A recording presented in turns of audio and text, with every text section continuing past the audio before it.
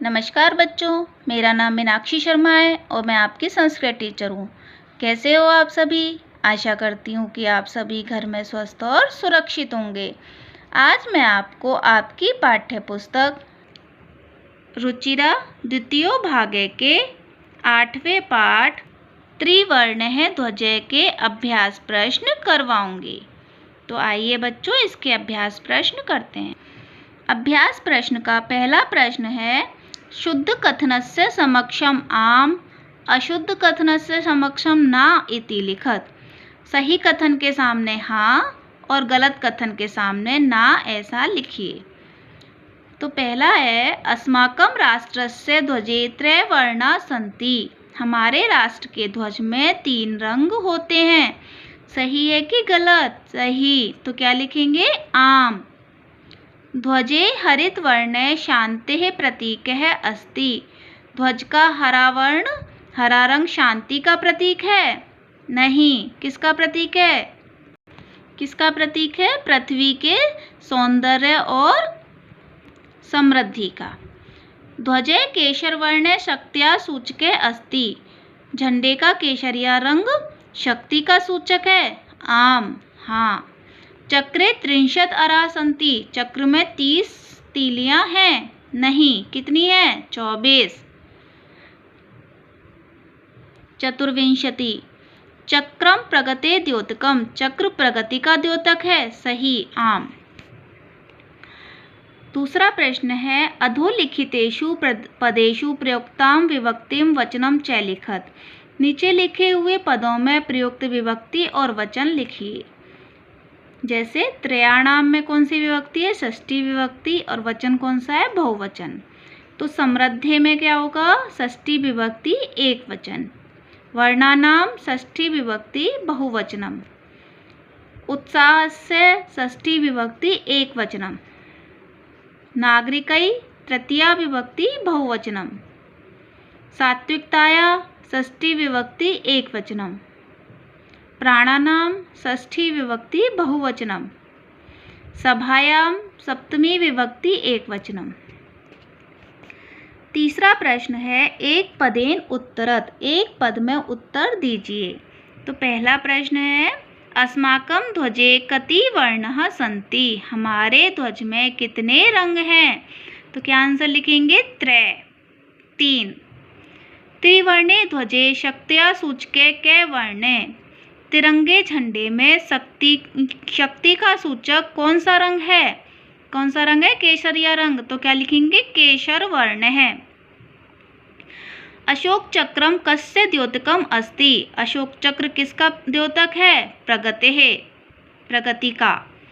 त्रिवर्णः ध्वजः कस्य प्रतीक है? तिरंगा झंडा किसका प्रतीक है? स्वाधीनताया राष्ट्र गौरवस्य च। स्वाधीनता और राष्ट्र गौरव का प्रतीक है। एक वाक्येन उत्तरत। एक वाक्य में उत्तर दीजिए। पहला है, अस्माकं ध्वजस्य श्वेत वर्णे कस्य सूचके अस्ति।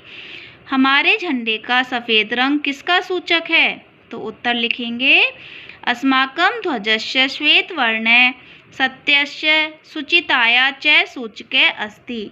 हमारे झंडे का सफ़ेद रंग सत्य का और पवित्रता का सूचक है।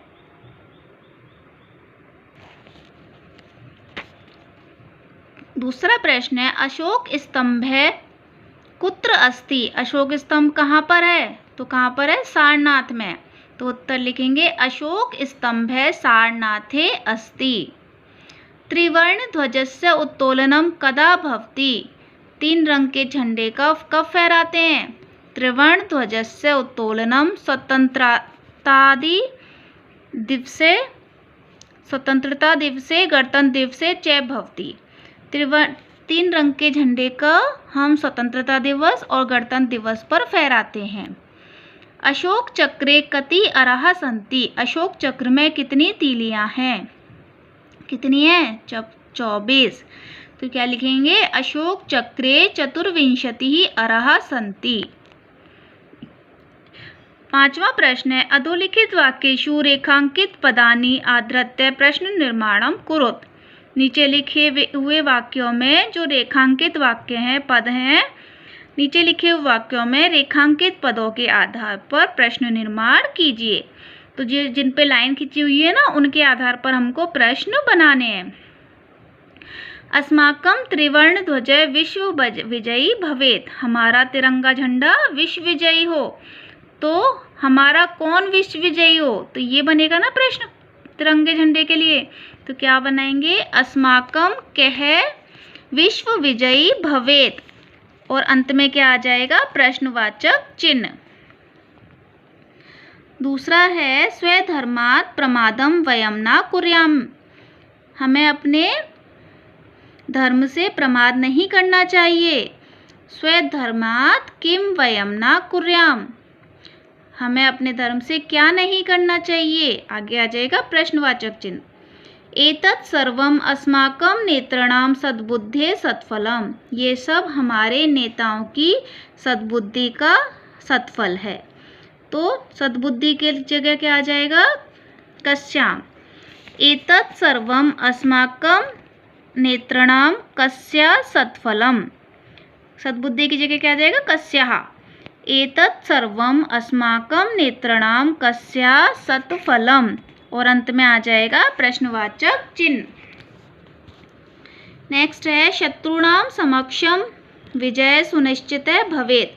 शत्रु के सामने विजय सुनिश्चित हो। तो शत्रु के लिए आ जाएगा किसके सामने, केशाम समक्षम विजय सुनिश्चित भवेत, और अंत में आ जाएगा प्रश्नवाचक चिन्ह। नेक्स्ट क्वेश्चन है छठा, उदाहरणानुसारम समुचितै पदै रिक्त स्थानानि पूरयत।